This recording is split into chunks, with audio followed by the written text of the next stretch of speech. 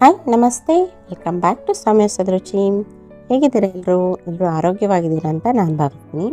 ಇವತ್ತು ಅದೇ ರೀತಿಯಾದಂಥ ಒಂದು ಆರೋಗ್ಯಕರವಾದಂಥ ಡಿಶ್ ಜೊತೆ ನಾನು ನಿಮ್ಮ ಮುಂದೆ ಬಂದಿದ್ದೀನಿ.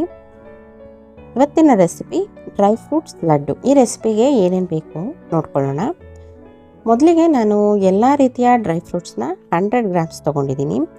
ಹಾಗೆ ಸೀಡ್ಸ್, ಸನ್ಫ್ಲವರ್ ಸೀಡ್ ಮತ್ತು ಪಂಪ್ಕಿನ್ ಸೀಡ್, ಫ್ಲಾಕ್ಸ್ ಸೀಡ್ ಮತ್ತು ಕೊಬ್ಬರಿ ಮತ್ತು ಎಳ್ಳು, ಹಾಗೆ ಕಡಲೆಕಾಯಿ ಬೀಜ ತೊಗೊಂಡಿದ್ದೀನಿ.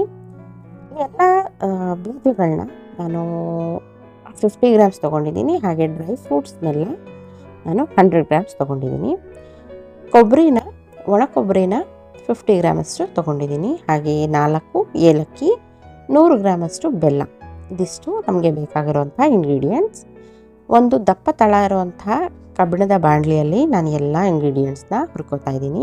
ಕಡಲೆ ಬೀಜನ ಹುರ್ಕೊಂಡು ಸಿಪ್ಪೆ ತೆಗೆದು ಇಟ್ಕೋಬೇಕಾಗುತ್ತೆ.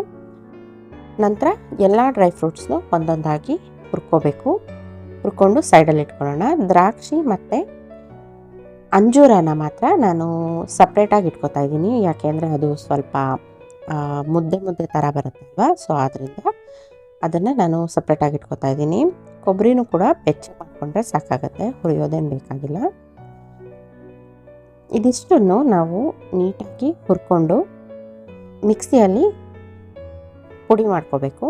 ನಾನು ಒಣ ದ್ರಾಕ್ಷಿ ಮತ್ತು ಅಂಜೂರನ ಮಾತ್ರ ಸಪ್ರೇಟಾಗಿ ಪುಡಿ ಮಾಡ್ಕೋತೀನಿ. ಯಾಕೆಂದರೆ ಅದು ಸ್ವಲ್ಪ ಅಂಟು ಥರ ಆಗುತ್ತಲ್ಲ, ಸೊ ಅದರಿಂದ ಇದೆಲ್ಲದನ್ನು ಒಂದೇ ಸರ್ತಿ ಹಾಕಿ ಮಿಕ್ಸರಲ್ಲಿ ಪುಡಿ ಮಾಡ್ಕೋಬೋದು, ತೊಂದರೆ ಇಲ್ಲ. ನೋಡಿ, ಅಗಸೆ ಬೀಜ ಹುರಿದ ಮೇಲೆ ಈ ಥರ ಚಟಪಟ ಅಂತ ಸಿಡಿಯುತ್ತೆ. ಎಳ್ಳು ಕೂಡ ಹಾಗೇ ಆಗುತ್ತೆ. ಮತ್ತು ಸನ್ಫ್ಲವರ್ ಸೀಡ್ ಕೂಡ ಅದೇ ರೀತಿ ಚಟಪಟ ಅಂತ ಸಿಡಿಯುತ್ತೆ. ಇದಿಷ್ಟನ್ನು ಹುರ್ಕೊಂಡ್ಮೇಲೆ 4 ಏಲಕ್ಕಿನ ಮಿಕ್ಸರಲ್ಲಿ ಹಾಕಿ ಪುಡಿ ಮಾಡಿದ್ದೀನಿ. ಮಧ್ಯ ಒಂದೊಂದು ಬಾದಾಮಿ, ಗೋಡಂಬಿ ಸಿಕ್ಕರೆ ಏನೂ ತೊಂದರೆ ಇಲ್ಲ.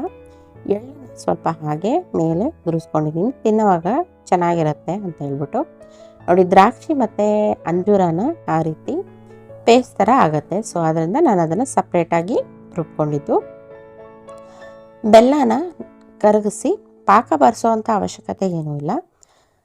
ಸ್ವಲ್ಪನೇ ಇದಕ್ಕೆ ಸೇರಿಸ್ಕೊತ ಉಂಡೆಗಳನ್ನ ಕಟ್ಕೋಬೋದು.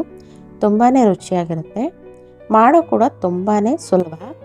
ಮಕ್ಕಳಿಗೆ ನಾವು ಬೆಳಗಿನ ಬ್ರೇಕ್ಫಾಸ್ಟು ಹರಿಬರಿಯಲ್ಲಿ ಮಾಡೋಕ್ಕಾಗದೆ ಇರ್ಬೋದು ಅಂತ ಸಂದರ್ಭದಲ್ಲಿ ನಾವು ಇದು ಹಾಗೆ ಒಂದು ಲೋಟ ಹಾಲನ್ನ ಕೊಟ್ಟರೆ ನಮಗೆ ಮಕ್ಕಳಿಗೆ ಹೆಲ್ದಿಯಾಗಿ ಕೊಟ್ಟಿದ್ದೀವಿ ಅನ್ನೋ ತೃಪ್ತಿ ಇರುತ್ತೆ.